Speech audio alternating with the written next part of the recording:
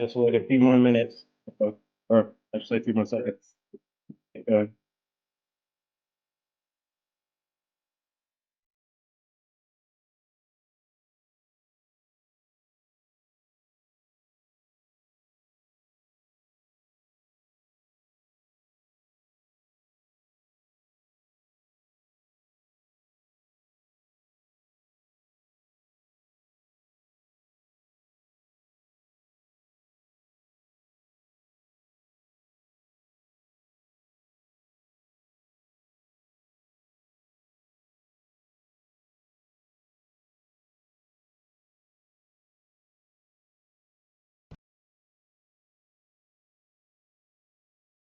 Greetings, everyone. Thank you so much for sharing your time with us today.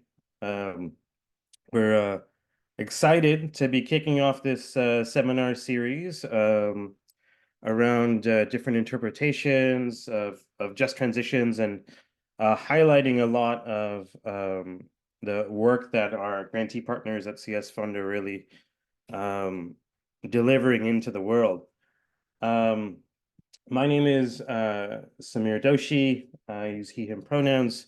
We're going to do some logistics to start off with. So for language interpretation,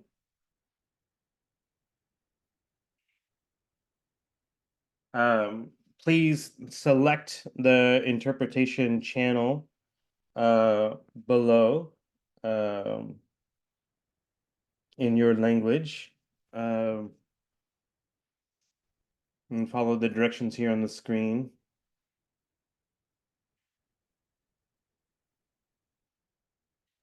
I can go and explain in Spanish. Okay. Yeah. Hi, everyone. So this seminar series will be trilingual. So at the bottom of your screen, you'll see a little globe. And just click, it's already activated. My colleague Maida is already interpreting. If you're joining with your smartphone, there's 3 dots next to contact there, and then tap there. You'll see language interpretation, and then you'll see English, Spanish, and French. So choose English in this case, in case there are folks who will be speaking Spanish or French, and then make sure to press done. All set. Buenos días, buenas tardes. Mi nombre es Erika y vamos a estar interpretando simultáneamente en 3 idiomas, en inglés, español y francés. Ya está activada la interpretación. En la parte de abajo hay un pequeño globito, pueden escogerlo ahí en su computadora y escojan español y listo. Si están utilizando su celular, teléfono inteligente, hay 3 puntitos en el lado derecho en la parte de abajo. Presionen ahí y va a aparecer una lista ahí donde dice chat, interpretación de idiomas. Presionen allí, va a aparecer 3 opciones, inglés, español, francés. Escojan español y luego presionen finalizado y ya listos. Just a quick reminder for presenters, please speak at a regular pace.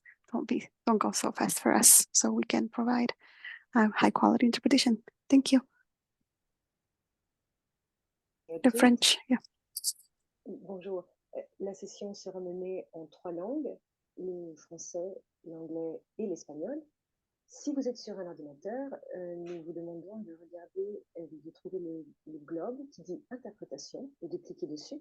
Si vous êtes sur un téléphone ou une tablette, vous pouvez appuyer sur les 3 petits points qui se trouvent sur la barre en bas de votre écran et appuyer sur interprétation linguistique pour choisir le canal de langue que vous désirez. Vous pouvez rajouter votre langue à votre pseudonyme.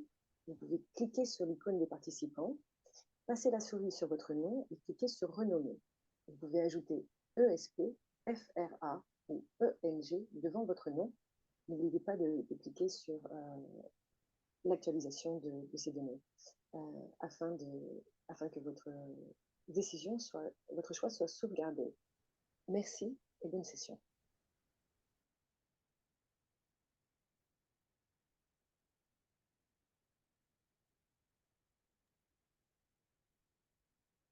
Thank you, Maida. Thank you, Camille. We'll give a minute for folks to select interpretation. And we'll start.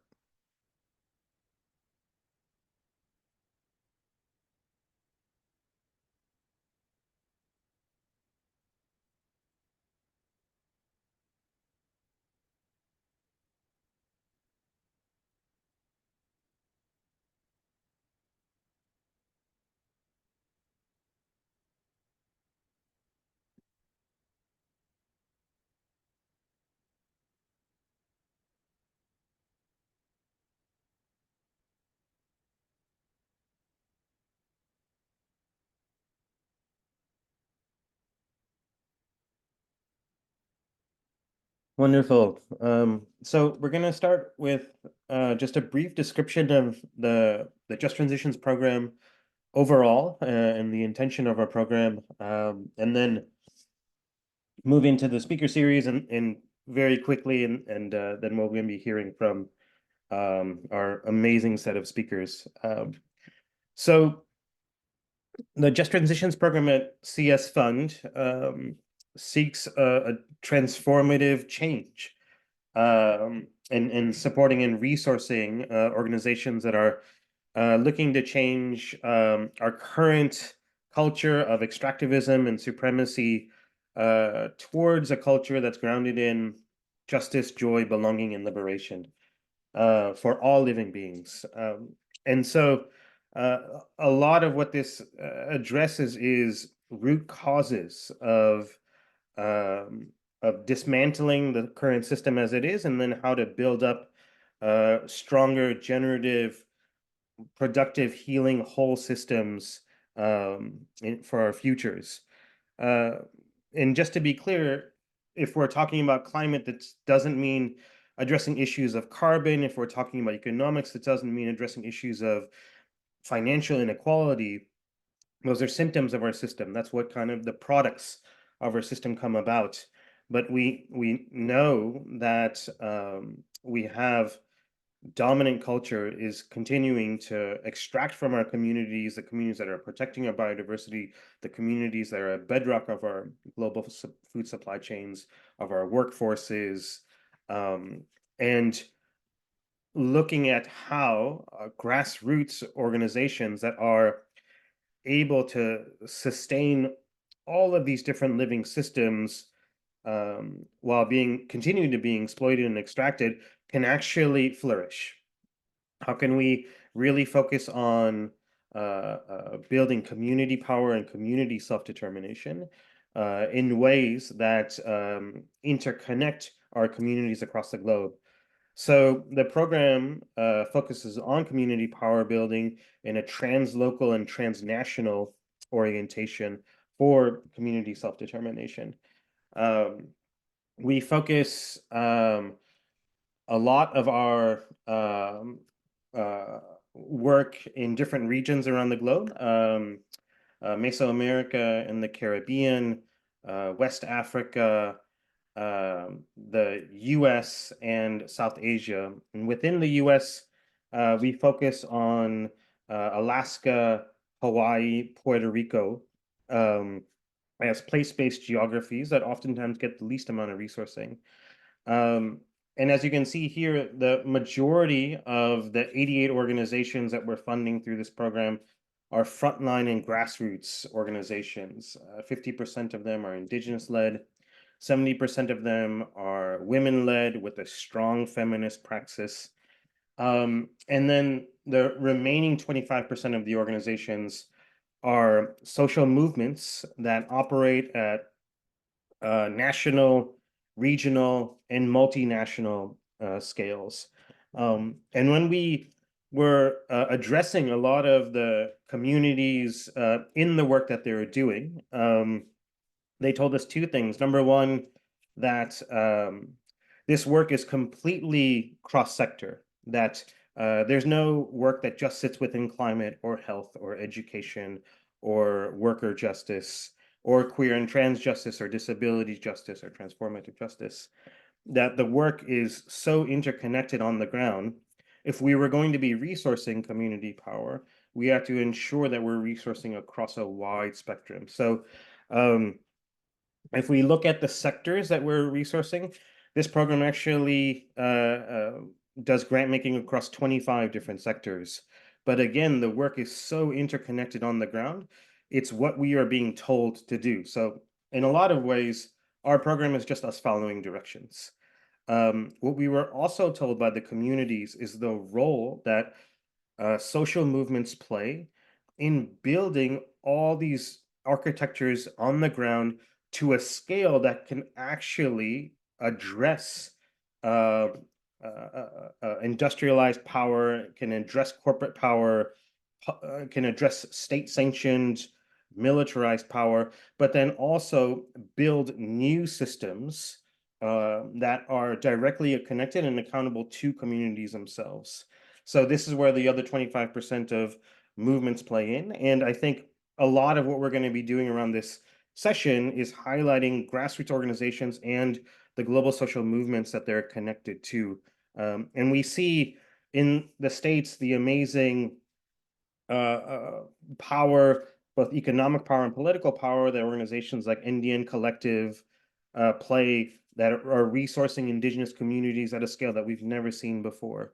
And at the international level, we see work from La Via Campesina, the World Forum for Fisher People, alliances such as the Global Alliance for Gender and Green Action, that are really putting forward these solutions in a very strong capacity. And recognizing the role that grassroots solutions play in that effect. So I'm going to be handing the mic on over to a dear friend, ally, brother of mine, Gopal Dayaneni, who's a co-founder of many different organizations, movement spaces. He's a brilliant educator, a movement organizer and weaver, and also has been an integral part of the design of this program and has worked with several of the different organizations that we're a part of. Gopal, come on through. Thank you, Samir. Hello, everyone. My name is Gopal Dayaneni. I use he, him pronouns. And as Samir said, I'm going to be supporting this series. And we're really excited to begin an every other month Just Transitions seminar series, which runs in parallel with the Community of Praxis for Just Transition grantee partners, as Samir just mentioned. These one-hour seminars featuring movement leaders on topics drawn from the Community of Praxis are intended to highlight the work of grassroots partners and social movement organizing and power building for transformative change. While the series is inspired by grantee partners, we are making the sessions open to broader movement organizations, funders, and institutions. And we had several hundred people register, and we have over 100 people joining us today. So we're very excited for this inaugural event. For our first session, we intend to highlight some of the many ways in which just transitions as a framework has been advanced by movements. We want to uplift ways in which just transitions can be and has been a unifying framework for visionary organizing. We also want to explore the diversities, limitations, gaps, and challenges with the framework. And we hope that this will help us move towards a more shared understanding. We have 4 amazing comrades and movement leaders who will be presenting today. I want to make one quick note, which is that because the sessions are only an hour and we want to really maximize the opportunity for our presenters to share their work and experience, we've created a sort of separate Q&A mechanism. Also, because of the way the webinar is set up, the Zoom Q&A doesn't work. So we have a Padlet.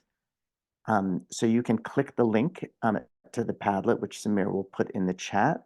And you can add your questions to the Padlet.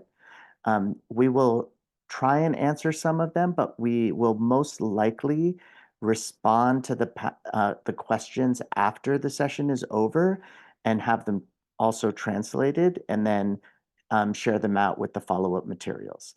So that's so that we can really give our presenters a good amount of time.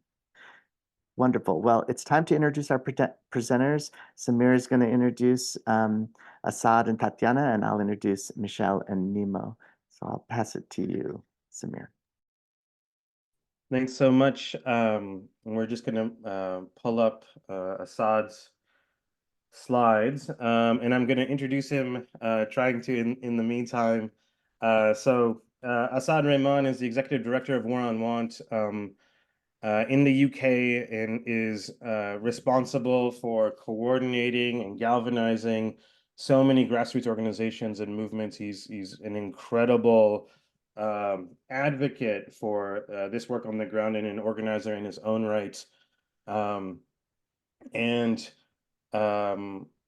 Asad, I'm so glad that you can join us all the way over from Malaysia, and I'll kick it over to you, and I'll get your slides up on. Cheers. Thank you, Samir. Thank you, Gopal, and a real pleasure to be with you, even though it's pretty late in the night here. So on behalf, let me just say from War on Want very quickly, we work around poverty, inequality, climate justice, economic and social, political and human rights, and been working on just and equitable transition for a number of years. And we work very much on root causes and have an anti-colonial lens. We're a movement in our own right in the global north, but we work with and support movements in the global south, both with resources, but also working alongside them in coalitions, politically supporting them. And so we directly work with many frontline movements and networks from extractivism, food sovereignty, climate, trade, debt, tax, militarism. And we put a lot of emphasis on strengthening our ecosystems of our movements and building our collective power.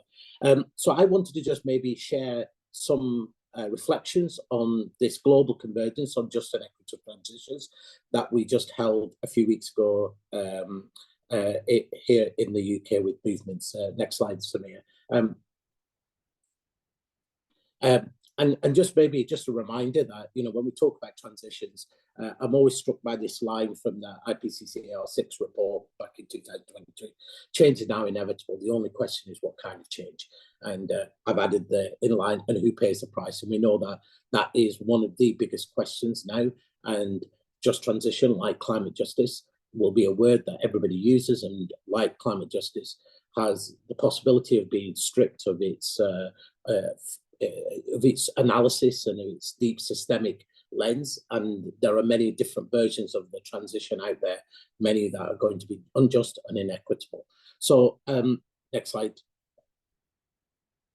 So you can spin that and just just a reminder that even at the highest level, everybody recognises the crisis we're in, and that we're on track, and that current policy measures are nowhere near addressing any of these multiple crises that we face. Next slide. I'll focus more on the. So, you know, the big question we ask ourselves is when we were looking at this piece of work is transition for who and from what to where. And I think that's always been a fundamental question many of our movements have looked at. So we know that the world is deeply unjust and unequal, and it's not just from a climate lens, but economic injustice, energy poverty, issues of hunger. But also alongside them, we have got, of course, an economic system which has been rigged in a particular way. Many of us would argue that it's a legacy and concurrent of both racialized capitalism and neocolonialism now, modeling extracting resources and wealth from the global south and exploitation. But we face challenges of material limits, of ecosystems collapses, of planetary limits as well. And of course, the reality of different ways of being and living at the same time being crushed by austerity. 159 countries, the IMF says, are planning austerity. World Bank says about 89 countries are facing a debt crisis. We know that the climate crisis merely compounds all of these other inequities and injustices. So when we think about the transition, we take a much more systems approach and a deeper, more intersectional lens, as Samir was saying. Next slide. So I'll try and be fast on these. Apologies, I'm speaking too fast. So I've just said systemic crisis, so we'll skip slide and go on.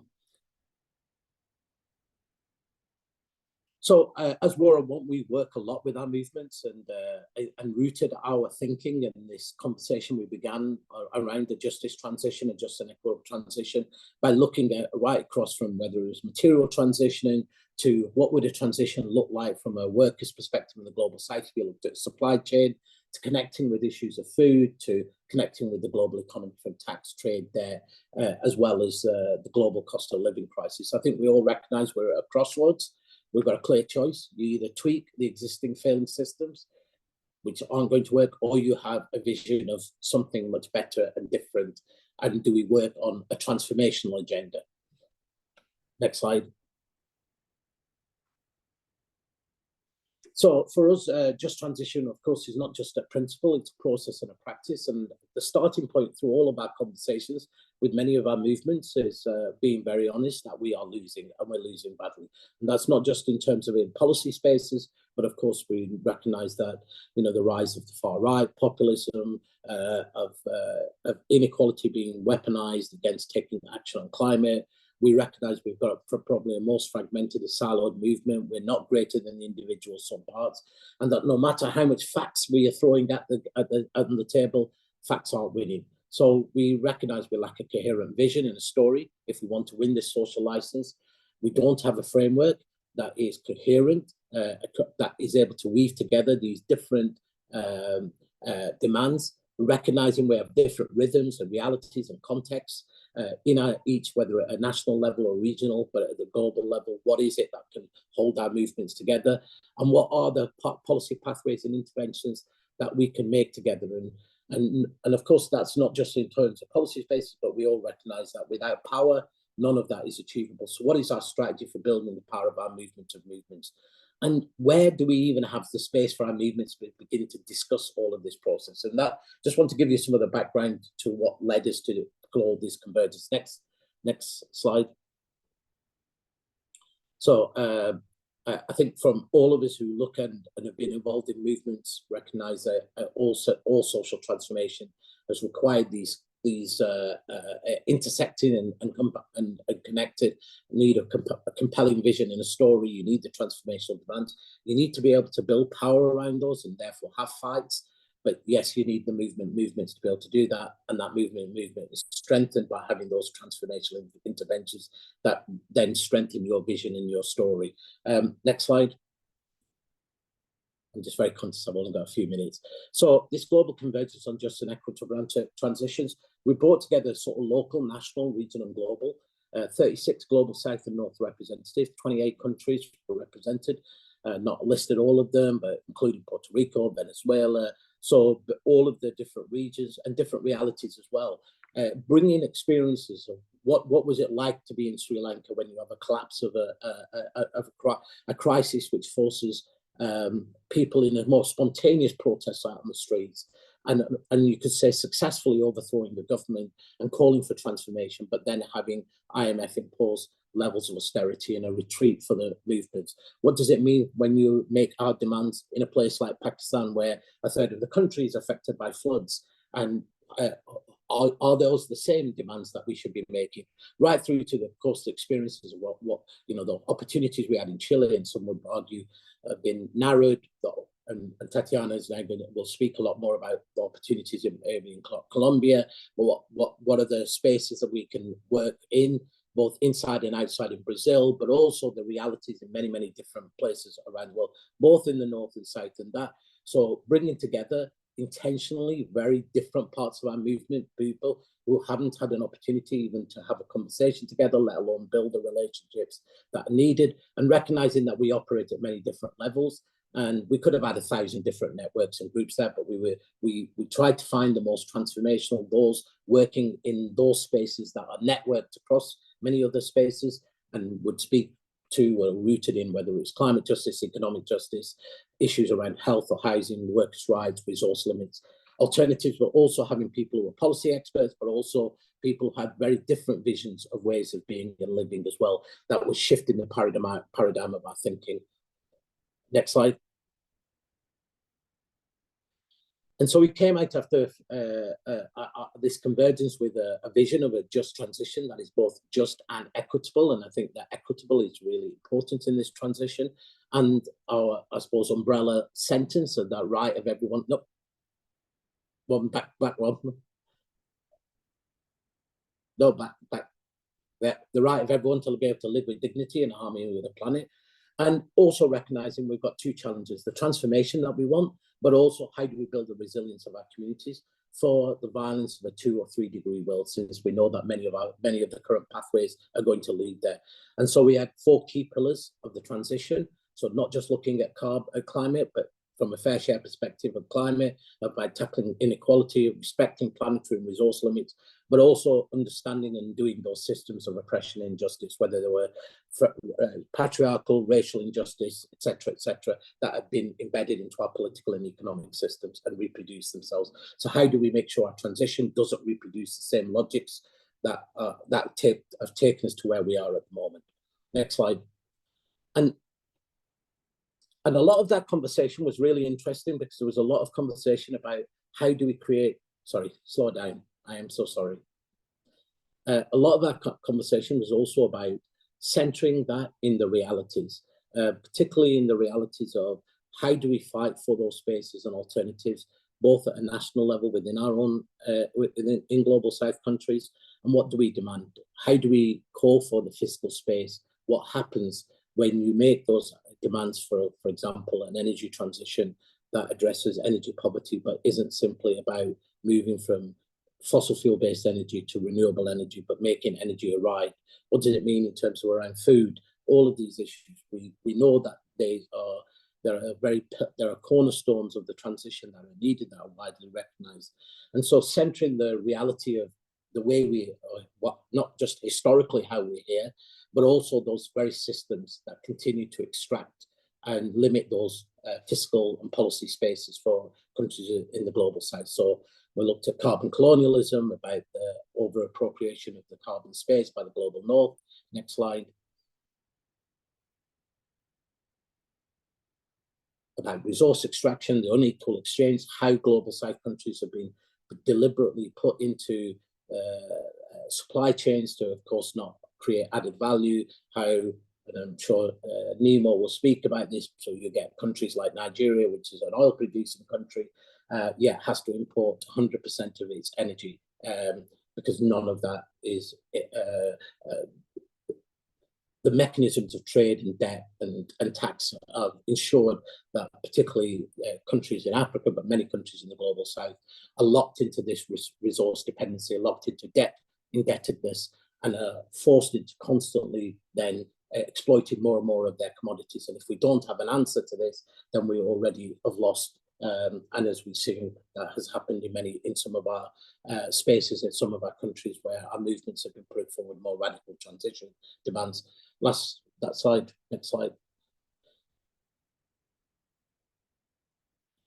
And just recognizing, of course, that the transitions that are being talked about largely in the global North are based on, of course, a huge amount of extraction of both resources and labor of the global South, and continue to do that. And it's an interesting, when you look at the models of transition that are often put forward, Green New Deals, all of these things, they are, of course, recognize that you need to tackle both climate and inequality together, but are limited to the nation state or limited in the global North, and have very little to say about the material transition, extraction, about the global economy, the global financial architecture, and will reproduce the same injustices that we've seen. I'm going to try and speed up, but without speaking too fast. Next slide. So we talked very much about how a transition needed to be rooted in this sort of politics of anti-colonialism and different ways of being and living, and also recognise that this needed to be connected to the struggles of both people in the global South and the global North, that unless we connected those two, then the movements in the South would lose, as we are seeing increasingly. I am going to wrap up. So the importance of building solidarity and finding demands that speak to and connect with people's realities, both in the North and the South. And that requires us to meet the material needs of people, and of course, whilst respecting our planetary limits. I'll go to the next slide very quickly and I'll wrap up. So what does that mean when we begin to weave together our demands about better, not less? Actually, our pathways to energy, food and water no longer become just about renewable energy. They become about being public goods, that the importance of workers' rights and living wages and social protection, public services, about public luxury and the need for both degrowth in the North, the overconsumption, but also sustainable growth in the South. And so the issues of tax, trade and debt and wealth tax and corporate taxes become very central to the conversation around transition. How do we finance this transition? How do we ensure we've got the resources for us to be able to fight and ensure that even when we do get the right governments in power, that they've got the tools at hand to be able to deliver that transition. I'll wrap up in a second. I think I'm in the last couple of slides. So that was very much, and then we looked also at the arc of where are those policy interventions, thinking about the arc. We've gone from COP28, where many of us worked on the Just Transition Work Programme in the UNFCCC, right through to the UN Summit for the Future, the financing for development, and of course COP30 in Brazil, which will be a major movement of movements moment. How do we weave together both the inside and the outside, connecting those struggles of our movements on the ground to the policy conversations that are shaping people's realities in the future? Last slide. So what's next? Well, we are co-developing a shared framework document. We've got masses of notes from all the conversations that are going to be put into this framework document. We're doing some deep dives on some key policy areas, particularly around what fiscal space, what does delinking the global south, what does economic sovereignty mean for the global south, and coordinating on key interventions, where and how do we weave together our movements around key fights that our movements are already working on and require us to have collective effort. So we envisage a pact on a global just and equitable transition, but we know that that requires resourcing our movements and building the capacity of our movements to be able to do this, since many of them are, of course, struggling in just facing the crisis as where they are at the moment. So one thing War on Want's doing now is helping to set up a just and equitable transition movement fund as well, to be able to resource our movements, to be able to better engage in the just transitions work, both at a local, national and global level. I think it's the last slide and I'll shut up. Forget that one, the last slide. I always end with this one. He's never a friend of ours, Milton Friedman, the architect of neoliberalism. But you said only a crisis, actual or perceived, produces real change. When that crisis occurs, the actions that are taken depend on the ideas that are lying around. And this is a pivotal moment, I think, for many of in our movement, that the transformational visions that we have of our future have an opportunity to become, to shape both policy, politics, and our movement narrative and our discourse. But that requires us to be able to create the right spaces for those conversations, for that weaving together of the visions of transition. Sorry, Samir, I went over. Oh, sorry, Gopal, I went over. Hey, it's all good. We'll make sure that we get to hear from everybody. Thank you so much, Asad. I am going to quickly transition. It is my incredible pleasure and privilege to introduce a dear friend who it is not inaccurate to say has changed my life. Michelle Mascarenhas, who is also a co-founder of Movement Generation Justice and Ecology Project, one of the architects of just transitions frameworks as it's conceptualized in the US and in other places, and who is now part of Taproot Earth, working on climate reparations. And I just also want to name that Michelle has been a fierce leader every single day in the movement for solidarity with Palestine, and is providing enormous leadership in this moment here in the Bay Area. And so I'm just going to hand it right over to Michelle and let you take it away. Thanks, Gopal. It's beautiful to be with all of y'all this morning, today, this evening, wherever you are. Yeah, so I'm Michelle Mascarenhas. I'm a senior fellow. I'm excited to see a lot of friends on this call. So for some of you, this might be an update. For the last 6 months, I've joined Taproot Earth as a senior fellow of Movement Alignment. If you don't mind sharing screen when you get a chance, Samir, thank you. And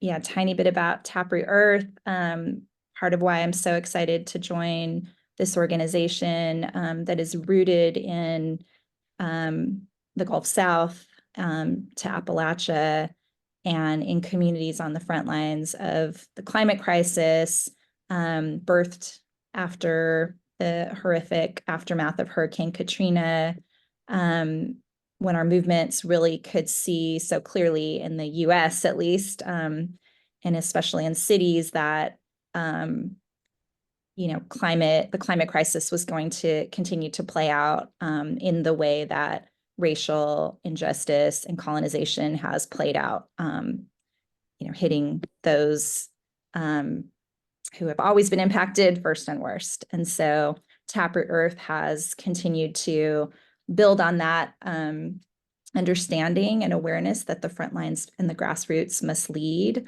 And they are committed to what they are really advancing as this liberation horizon, that while the scientists are naming that we have to transition and transform economy by 2030, the way we live, the way we work, all of those things, Taproot Earth really sees this as a opportunity for us to shift control of resources to communities, so that the communities can actually govern and steward properly land, water, energy, labor, economy, through right relationship to place.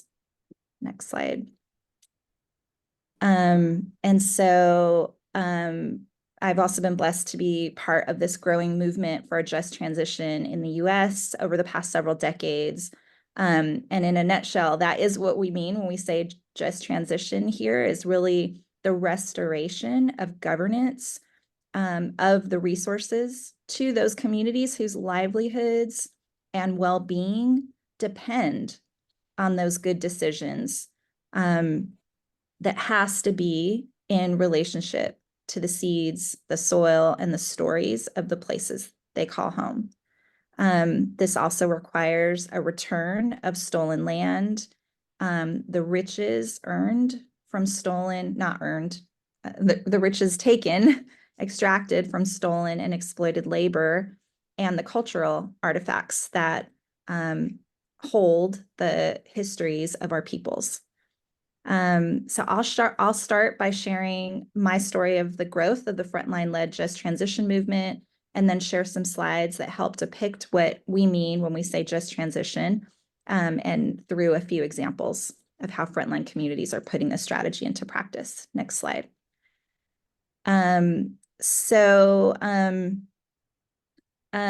I want to name that, I'm also excited to be here with Gopal, who, as Gopal said, we really were on this road together of helping to facilitate a process along with many other organizations and folks from the Indigenous Environmental Network, Grassroots Global Justice Alliance, et cetera, around clarifying our understandings as communities on the front lines of the root causes of the climate crisis. And then also an understanding that these false solutions were going to continue to utilize this fragmented colonization. And I just want to name this process built on decades and decades of movement building in and across frontline communities all along the chain of production, distribution, and waste. And then next slide. It resulted in the formation of the Climate Justice Alliance in about 2012, 2013, and now has extended to hundreds of grassroots members across Turtle Island with the tagline of Communities United for a Just Transition. And we think of this as a trans-local movement with a unified vision, common messaging, and shared strategies. Next slide. So this, in a nutshell, is the sort of pictogram of just transition. I won't go fully into this, but I encourage you to check out the link that Gopal just put in the chat. This is a framework that Movement Generation had the honor of sort of writing down, but comes from the strategic work of grassroots groups working to build a movement strategy to shift us from an extractive economy that is destroying life towards a regenerative economy, and not just one economy, but many different economies that are rooted in the places that we live. Next slide. So the first rule really is about really understanding that transition is going to be the process of navigating contradictions, right? So how we move matters greatly, as we just heard. Next slide. And the first rule is what you feed grows. Next slide. I'm just going to share quickly some examples. Native movement in Alaska is a powerful example of many, many blossomings of grassroots groups, indigenous, native-led groups across Alaska who are defending the sacred, and in doing so are inevitably pushing back on extraction and colonization and continuing to cultivate lifeways and culture that will protect biodiversity and life. Next slide. Land care in the North Bay of California, close to where Gopal and I are located. Folks from across the world have heard about the wildfires that have been, picking up in the last decade so much. Next slide. And the North Bay Jobs with Justice has been organizing farm workers who are hit first and worst by these fires, have been forced to stay in the fields harvesting grapes for rich vineyards long after the communities have been told to evacuate under the smoke of these wildfires. And so in organizing workers, they have been also organizing workers to reclaim their labor and to shift it into a regenerative system. And so have been working to draw down resources that are flowing now from federal government to states and cities to restore and regenerate land, because we have been winning in terms of an understanding that land care is essential to to fire restoration, to like being able to survive the climate crisis. And so there is now money to be made, which will either go to private contractors and not to our communities, or can go to workers in charge of their own labor. And so this is a really exciting development we see happening here in an organized way. North Bay Jobs with Justice, one example of supporting farm workers and shifting their work as land healers. Next slide. And then I'll go pretty quickly through these. So this next one is really focused on moving the resources. Next slide. We talk about this as if it's the right thing to do, we have every right to do it. I want to also shout out Gopal for the poetry of these strategic principles. And the next slide, we'll just go pretty quickly. Just, the blossoming of so many examples of communities restoring their labor, utilizing these resources that must flow, finding ways to develop worker-owned cooperatives around zero waste, around land, around food, and farming, and then building financial infrastructure to govern the way that the resources themselves are flowing through community-controlled loan funds like the Climate Justice Alliance Loan Fund. Yeah, that's great. The Boston Ujima Project in Boston, that is where communities democratically govern the way that resources flow. Next slide. Also land, like the Segurate Land Trust here in the Bay Area, which is a women-led indigenous land trust where many plots of land and in all different forms has been and is continuing to be transitioned over to Native stewardship. Next slide. And then I want to especially name, just go ahead and click through this.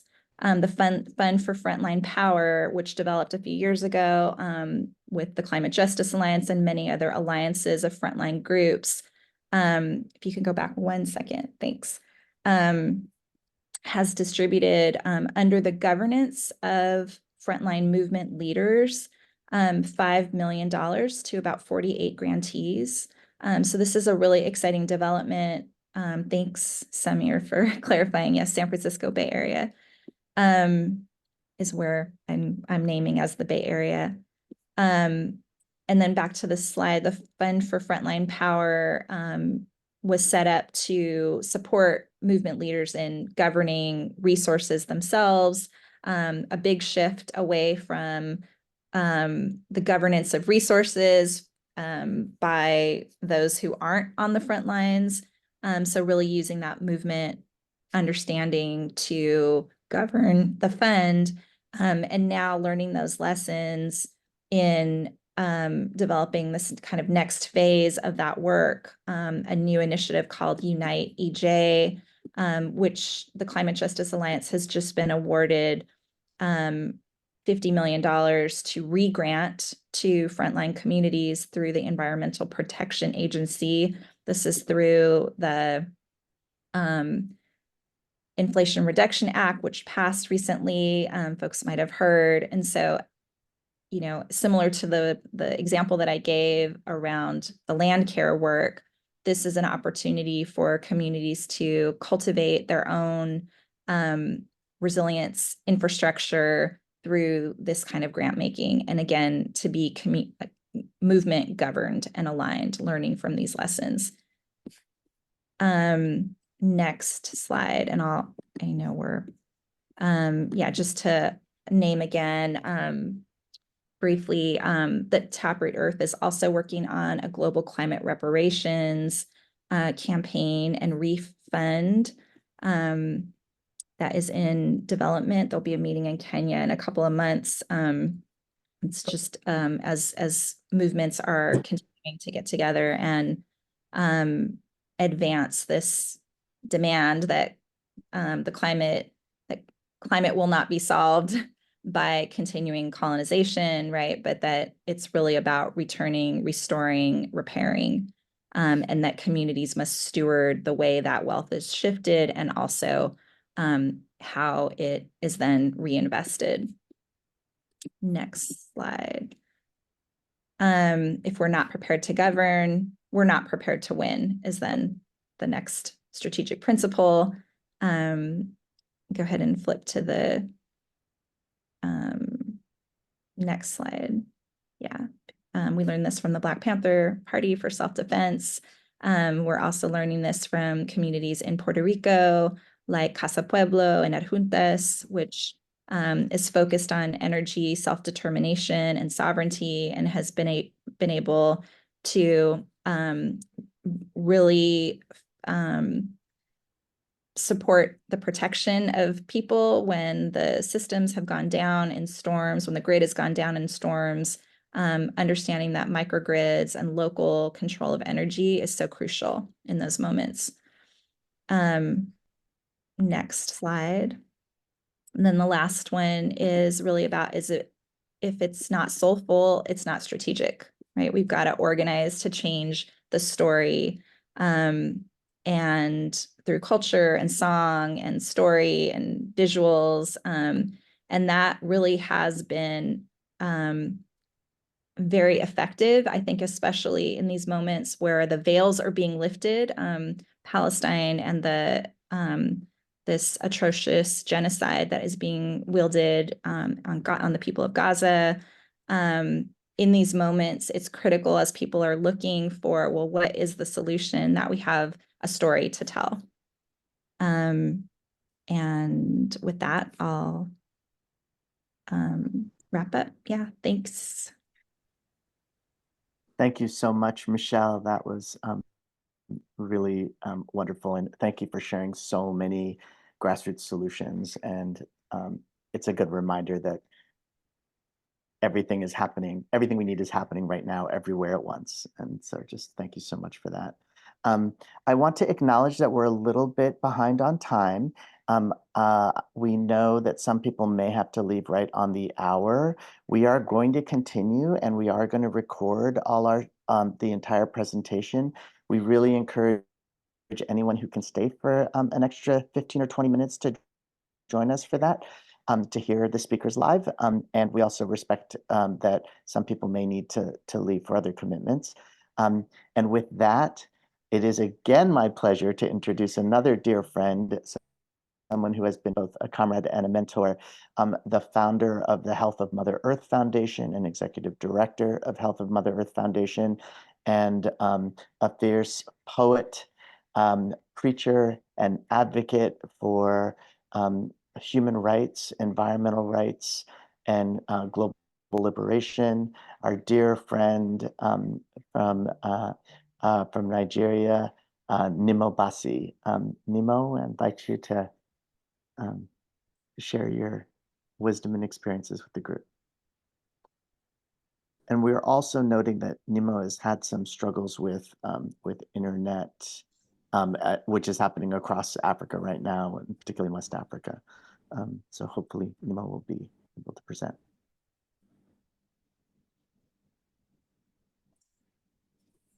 Thank you so much, Gopal. Thanks everyone for joining me. Gopal, could you just confirm to me you can hear me? Yes, we can hear you. We can hear you really well. Okay.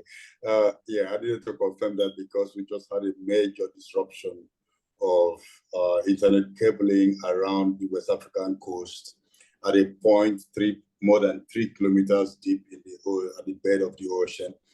And it's going to take, from what we hear, a couple of weeks before that will be fixed.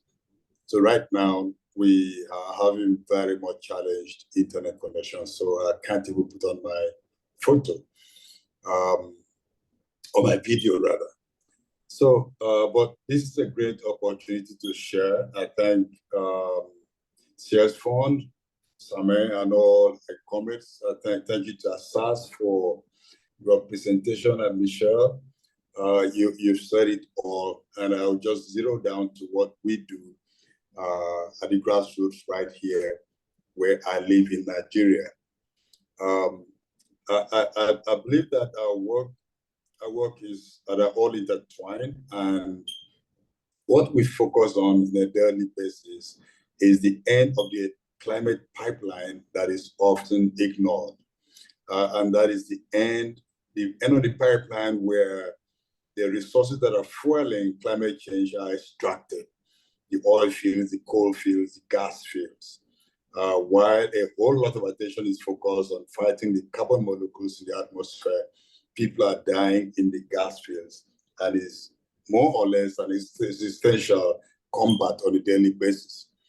So I just came off a meeting of communities in the Niger Delta, two different communities in the Niger Delta who are facing the same challenges of oil spills, ocean, coastal erosion, and destruction of livelihoods. And after weeks and months of conversations with these different communities in different settings, we came together today in a town hall assembly to compare notes. And we found that these communities are facing literally the same kind of challenges. And the next step is to agree on the solutions. And from what we've heard so far, communities do identify there are things they can do themselves, there are things that governments must do, and there are things that the polluting fossil fuel extraction companies just have to do. And so we're going to be devising ways of ensuring that each stakeholder in quotes, does what it must do and not avoid responsibility or accountability. But what we are doing also very much fits into what has been shared in the manifesto for eco-social energy transition from the peoples of the Global South. Number one of which is to halt the expansion of the sacrifice zones in the Global South. We found that whether we're talking about dirty energy or clean energy, everything is more or less based on extractivism. And this extractivism primarily is about taking resources from one region for the enjoyment of people and corporations in another region. And that is extremely colonial, totally colonial. This is the model that we're seeing that is driving a lot of the challenges that our peoples are facing. So for our people, it's not just about shifting from one energy mode to another, because that itself has a lot of ambiguities, and these ambiguities promote the continuation of a system of rapacious exploitation, of degradation, and simply of putting people down and not allowing them to stand up. And we were so much inspired by the victory of the Ecuadorians in the vote in August 2023, when they voted to leave the oil in the soil in Yasuni. And so right now, our focus, one of the things we're focusing on is to promote the Yasunization of the world. We have to all stand together to say, look, enough is enough. Let's keep the fossils in the ground. This is something that the Ogoni people in the Niger Delta of Nigeria achieved in 1993, when the polluting oil company was expelled from their territory. But as I speak, there's a major push to reopen those oil wells, and this is placing the whole region at very big risk. So our organizing is focusing a lot on socioeconomic and ecological disruptions that have been triggered at these ends of the pipeline, where resources are being extracted without free, prior, informed consent of the people, and without the interest of the people being considered. So that key things I would say that kind of help us to frame and to tackle the root cause of these problems, which of course point at global warming. So one issue is land grabbing, another one is extractivism itself, and then finally is what are we going to do, and what are we doing to overcome these two very basic problems. And when we talk about land grabbing, we've also expanded from conversation to communities that it's not just land that is being grabbed, either for extraction or for carbon offsetting, where soils are not respected, soils are not built to support life, to support agroecology, but soils are being grabbed by other means through diverse methods, including pollution itself. Because when a corporation pollutes a territory, it has more or less grabbed that territory without anyone's consent. We've seen this happening in the creeks and the seas. So we have sea grabs going on, land grabbing going on, and also sky grabbing. Polluters are grabbing our skies by burning and pumping greenhouse gases in the atmosphere on a continuous basis, especially in the oil fields. This is the cocktail of polluting gases being dumped to atmosphere is leading to all manner of diseases, including preterm births, birth defects, cancers of various forms, skin diseases, breathing difficulties, and all these have added up to reduce life expectancy in my region to 41 years. It's incredible. You can't measure that. 41 years. It's a festival of funerals everywhere you look because of the level of pollution and because of the refusal of the polluters and our politicians to shift in an equitable manner and as quickly as possible from the dirty energy format that's killing the people. So extractivism, as we all know, is not just a question of taking of resources. It's a concept that covers a very complex and self-reinforcing practices, mentalities, and power differentials, which of course give an excuse to those who have the power to grab resources, to deplete resources in a way that of course is driving species to extinction, busting all the nets that should be preserved. We're seeing also increased militarization and all kinds of disposition that fit very much into the mode of capitalist exploitation. I don't need to talk about, we do know the conflicts in the world today and what is driving them. And we've seen that same conflict at various levels, including in fields of extraction. Because extraction or at the level of destruction that we're seeing cannot be done without military force. And so this is happening in very poor communities, and people are having their lives cut short. So just so that the power wielders can pile up their capital and continue to drive the world in the wrong direction. And so when we talk about extractivism, we also talk about displacements. We're talking about extreme pollution. We're talking about livelihood disruptions. We're talking about impacts on every realm that affects people's culture, people's spirituality, and relationship with Mother Earth. So our focus on just transition also, as I said, aims to address the root causes by looking at the impacts and looking at the causes of these impacts. And we are not so much looking at what would happen by 2050, by 2060, 27, by the turn of the century. We're looking at what is happening tomorrow, what is happening next week, what is happening next month, because this is a challenge, the life challenge that people are facing, and then have the luxury of the language of net zero and whatever zero they're talking about. Net zero means nothing to us because we see it as pure fiction that nature does not work with.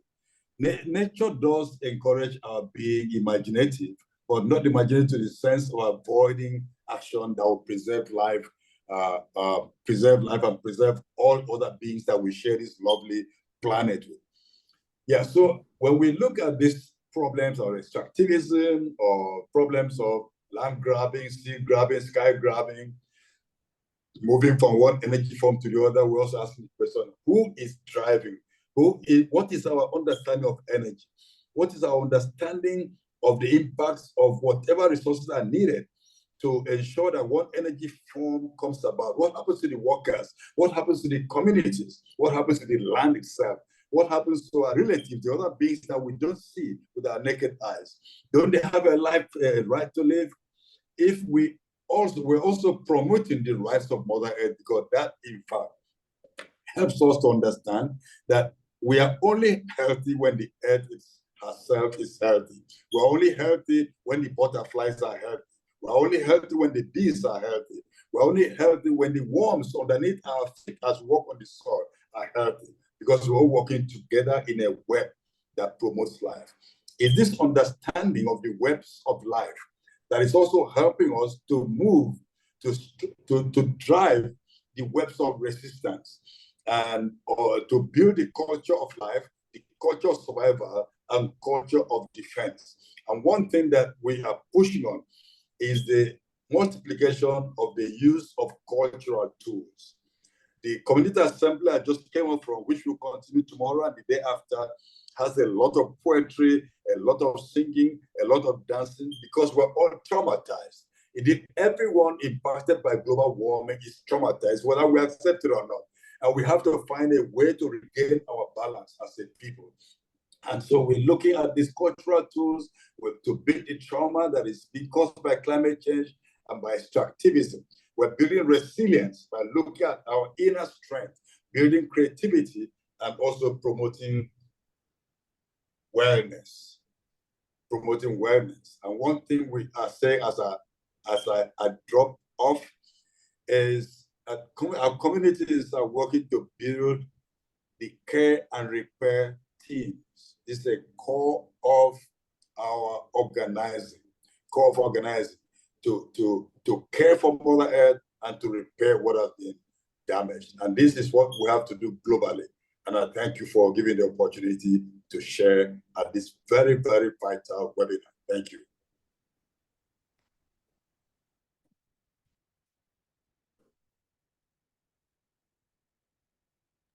Thank you so much, Nemo. Gopal and I were just chatting that just your voice alone is so powerful and so persuasive and wonderful to hear. You came in very clearly.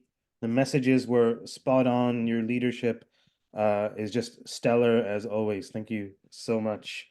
And next we are going to be joined by Tatiana Rodriguez Maldonado.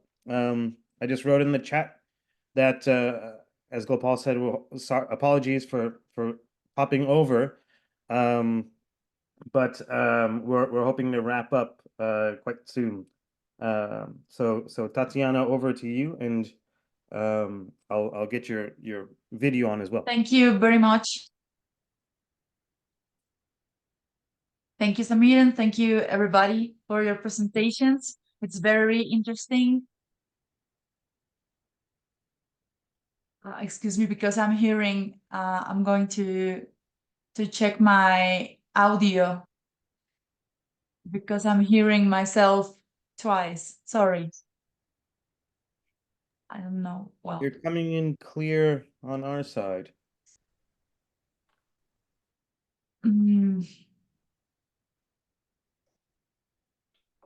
Okay. Sorry, I'm hearing my voice twice, so I'm a bit confused, but You might I'm need going to to go ahead. you might So need to I'll turn try down your speaker. to speak slowly but fast, just to save time. Okay, we are in Colombia facing a very interesting moment, of course, because we have for the first time a left and a progressive government, and of course that there's a lot of hope in our country. We have a lot of things that we feel that we can do now and that we really didn't have the chance to even talk in the past.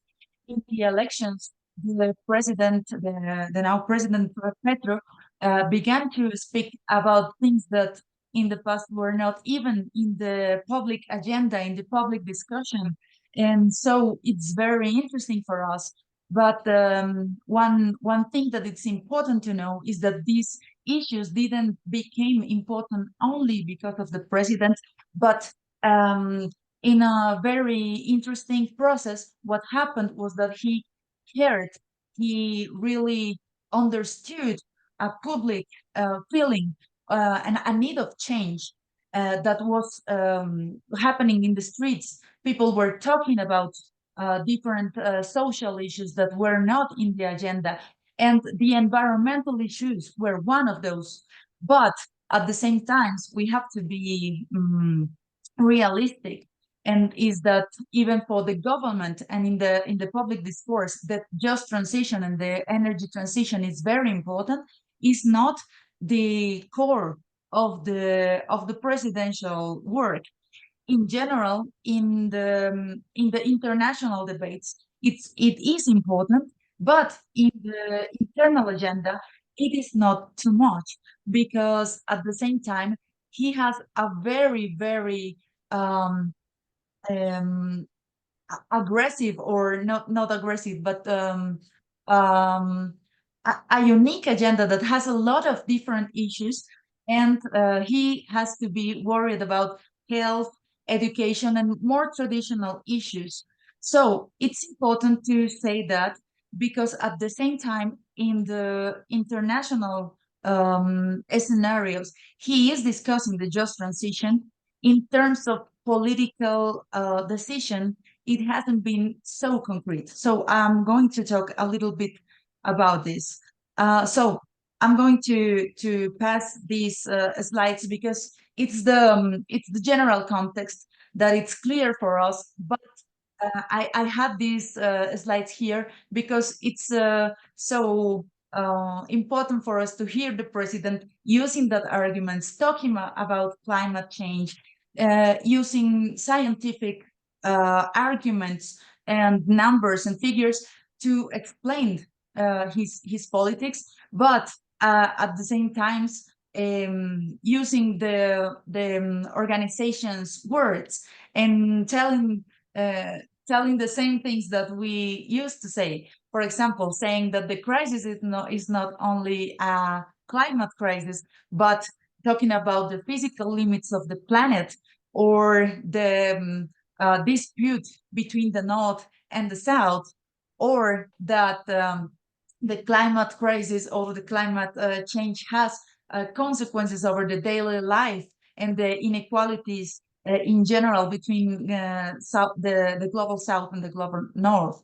And so it's something that we feel that it's important, but at the same time, as a movement, we feel that we cannot lose the discourse, and we have to keep the narratives and to strengthen and deepen all these narratives.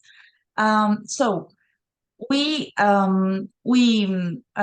insist in this lecture of the context. So the unequal relations between the North and the global South are still based in colonialism, and sometimes the politics that the government is providing or is creating are not breaking this kind of relation, because for example, as we are going to see, when we talk about hydrogen or hydropower or energy in general, they are thinking in the same extractive matrix that is directly thought to provide energy to the North, and not to think in sovereign terms. So this is an important factor. But for example, as Nemo already said, the territories of sacrifice are remaining, and they are not even changing the discourse, but they are continuing putting the debate in the same regions where the coal extraction or the oil extraction have been during decades. So what we have now is a discourse in dispute. We are talking about energy transition, but not making this a just energy transition, because this term is being taken for the corporations. And for example, I am showing, it's in Spanish, it's the official website of Shell. And if you read what they have in their webpage, it's really similar to what the government have in their own website. They are committed to the transition, and they feel that it's a global need. So it's a discourse that can be easily taken, or easily, I mean, transformed and being provided for meaning. At the same time, the government of change is really betting on these politics. And for example, this is a picture from the COP in Dubai, and you heard that the president were inspiring the whole world to make the transition and leading this discourse in general. It's very inspiring for us, and we feel that we've had a chance that we never had before. We have achieved an unprecedented dialogue, which has broken very important limits.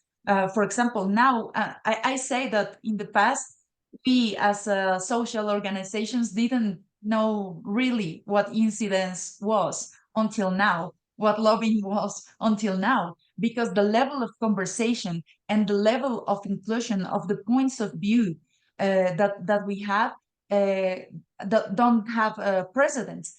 But also beyond that fact, beyond and knowing that this is a government where with the one we know that can have a dialogue, the discourse, the transition, the decarbonization have had very important points of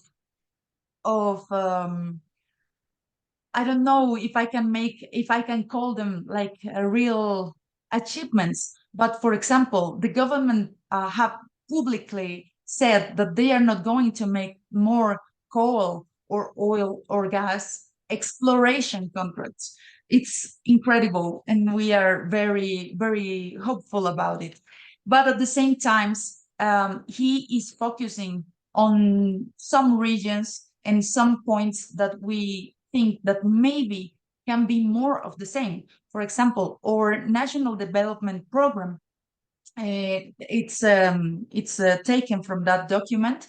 It's really focusing the energy transition in the use of non-conventional or renewable energy sources, but they are not talking about the deep causes of the climate crisis or the environmental crisis in general. So we feel that it's necessary to keep on making alerts about what it means. For example, it's La Guajira. It's the region where for 40 years we have extracted coal and more just to export to Europe mainly. And it's the place where the government is focusing, trying to make these huge parks, these large renewable energy parks. So we feel that if the government doesn't change and doesn't go one more step, a step forward, it's going to be just limited for the false solution, deepening extractivism or financialization the nature. We, for example, have a very important question about the ecological debt, because the government is focusing on the question about the exchange, the nature swapped, or the debt or for nature swapped. And we feel that it's an alert that we have to do. So we know that there are dilemmas. It's not easy. It's not easy to change everything now, but we feel that the deep questions are still there and have to be we have to keep them in mind. For example, the credibility of the transition is at stake, but also we have to define what we really feel that it's a just transition. So it's, of course, it's difficult for the government to resolve this.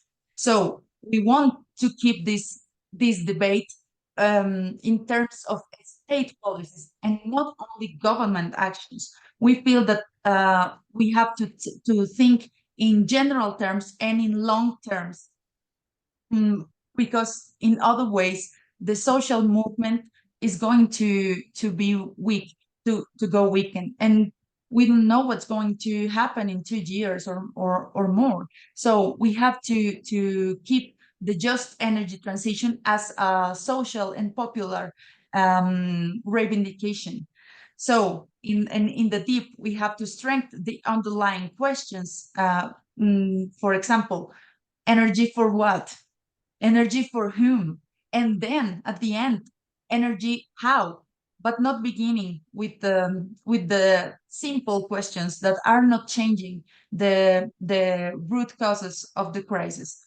So just for terms of time, I'm going to tell you a little bit of the work that we're doing, and that we are trying to make incidents with the government to strengthen the energy, the communitary energies, because we feel that the politics have to focus on what the grassroots movements are doing. And we feel we are providing specific documents, analysis, or tools that the government can use to understand what they are and how are they working on the field. So I don't know, I think my time is over, but I thank you for letting me share a little bit of the context in Colombia. Thank you very much. Thank you so much, Tatiana. And I just want to thank all the speakers for sharing. Apologies that we went over time. Thank you for those that are staying with us. As we said kind of at the beginning, this is a response to a lot of our grantee partners asking for political education, and then we wanted to open up the room. So we're kind of building the plane as we're flying it, in a sense. And it seems like we need more than an hour to really hear from a lot of this wisdom, and to get both the macro level global political analysis as well as what's happening on the ground. So I don't want to take up much more time. Again, gratitude to Asad Rehman, to Michelle Mascarenas, to Nimo Bassi, to Tatiana Rodriguez Maldonado, and to my co-host Gopal Dayaneni. Our next session is going to be in 2 months, focused on community governance, and it's going to parallel our community of praxis work.